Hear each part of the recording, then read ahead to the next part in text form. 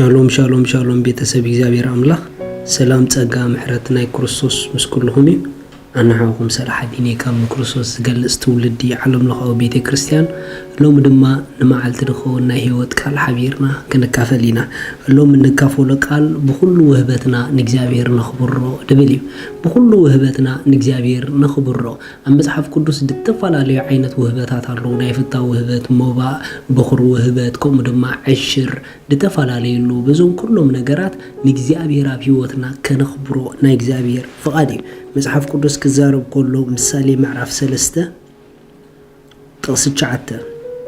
بطريت كان بكل بخور فريات كان نجزيابير أخبره ريخم بطريت كان بزلة كان نجرن بكل بخور دبلة فريات كان نجزيابير انتاي جبره أخبره مخنياتو بخور أتوتكمن كمودما عشركمن نبيتي أتو وصلوا دقولهم እግዚአብሔር አምላክ በሁሉ በኹር ዘበለ ፍሪያትኩምን በኹር ዘበለ እቶትኩምን በዘለኩም ጥሪት ኩሉን በዘለኩም እቶትን ንእግዚአብሔር አምላክ አኽብርዎ እግዚአብሔር አምላክ በቲ እሱ ዕድል ከፊቱ ዝበኩም ዘበለ እቶት ብኡ ድማ መሊስና ከነኽብሮ ይደልዩ ማዓሲና ነኽብሮ ካብትሱ ዝሃበና በፍታውና ንሕና ድማ ናብኡ ከነምጽእ ኮለና ንእግዚአብሔር አምላክና ኣብ ገንዘብናን ኣብ ጥሪትናን ከም ዝኸብር ንገብሮለና እንተ ደኣ ካብተእቱ አታዊ ንእግዚአብሔር አምላክ ንቤቱ እንተ ደኣ ደይነ ምጽእ እንተ ደኣ ኮይና እግዚአብሔር አምላክ ንፍቃዱ ደይን ጥቆመሉ እንተ ደኣ ኮይና ኣብ ጥሪትና ኣብ እቶትና አምላክ አይከብር እንደሎ አምላክ ዘይከብረሉ ዘበለ ነገር ኩሉ ድማ ሓላፊ እዩ ስለዚ እታ ሓላፊ ዘበለ እቶትና ሁሉ አምላክ ከም ዝኸብረሉ ንግበር ብኸመይ ንዕኡ ብምሓብ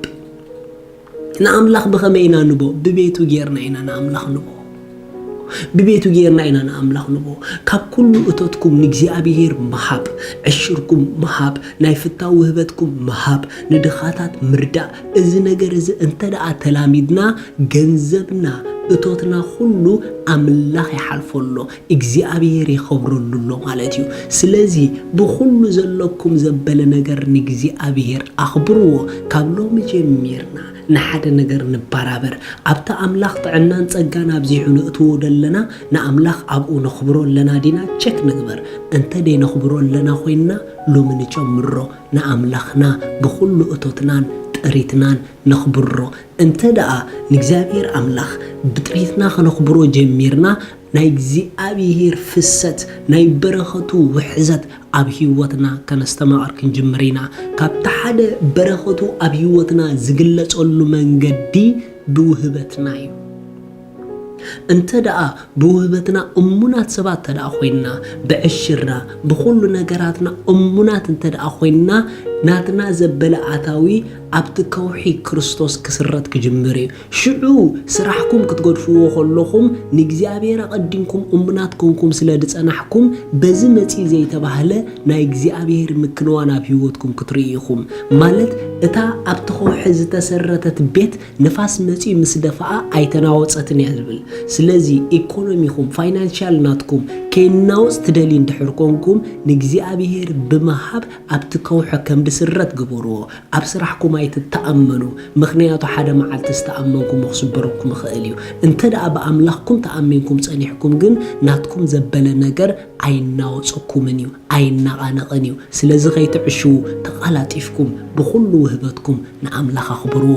መታል ናትኩም ዘበለ ኣብቲ ከውሒ መሰረት ክገብር አምላክ ሰማይ ይባርኽኩም ሻሎም ስለዚህ ሎሚ ንጎይታና ኢየሱስ ክርስቶስ ኣብ ህይወትኩም ወሲንኩም ክትቀበልዎ እትደልዩ እታ ኣብኡ ዘላ ናይ ዘለዓለም ህይወት ክትቀበልዋ እትደልዩ እዛ ጸሎት እዚኣ ጸልዩ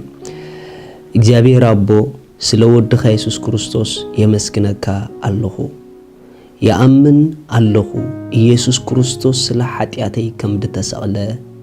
እዳ ኃጢአተይ ከፊሉ ከም ዝፈጸሞ ስለይ ከም ዝሞተ بسالسيت معالتي أملاخ كموتات كم زتنسؤ أبيمان أملاخ كم ستقمت يأمن الله إيسوس كريستوس ناي هيوتي غويتا إيو إيسوس كريستوس أملاخي مدحاني إيو كابزا ساعات نكريستوس بمقبالي حدش فترت ውሉድ አምላኽ ኮይነለኹ መንፈስ ቅዱስ ብሽም ኢየሱስ በእምነት ናብ ውሽጠይ ይቕበለካ ኣለኹ አሜን እዚኣ ጸሎት ጸሎኹም ብጣዕሚ ቋሓጎሰኩም በዚህ ታሕቲ ዘሎ አድራሻና ኮንታክት ግቡርና ይኹም ሰድለኩም ሓገዝ ክንለኸልኩም ኢና ሻሎም